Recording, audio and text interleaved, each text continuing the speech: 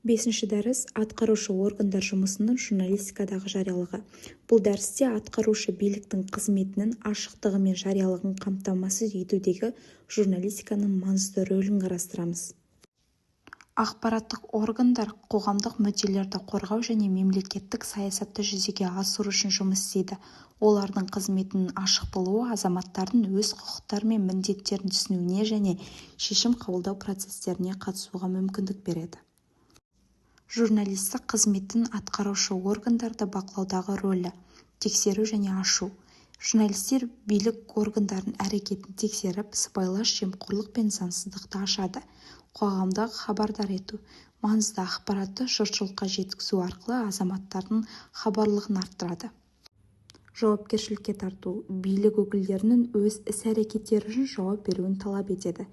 Журналистика демократияның төртінші билігі ретінде атқарушы органдардың ашықтығы мен тиімділігін қамтамасыз етеді.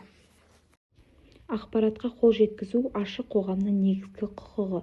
Ақпаратқа қол жеткізу туралы заңдар, мемлекеттік құпиялар мен жеке деректерді қорғау, журналистердің құқықтары мен міндеттері, заңнамалық реттеулердің орындалу механизмі.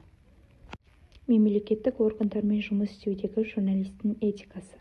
Объективтілік пен дәлдік, ақпаратты дәл және бұрмаламай беру, тек тексерілген деректерге сену, тәуелсіздік, билік органдарының ықпалынан тәуелсіз болу, өз мүддесін қорғамау, жауапкершілік, берілген ақпаратты толық жауапкершілікпен алу. Құпиялықты сақтау, дереккөздердің құпиялылығын қамтамасыз ету және жеке өмірге қол сұқпау.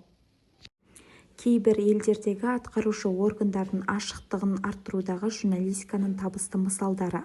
Тергеуші журналистиканың жетістіктері, ақпараттық талдау бағдарламалары, қоғамдық пікірге әсер ету.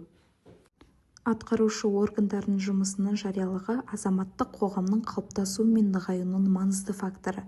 Журналистика бұл процесті шешуге маңызды рөл атқарады.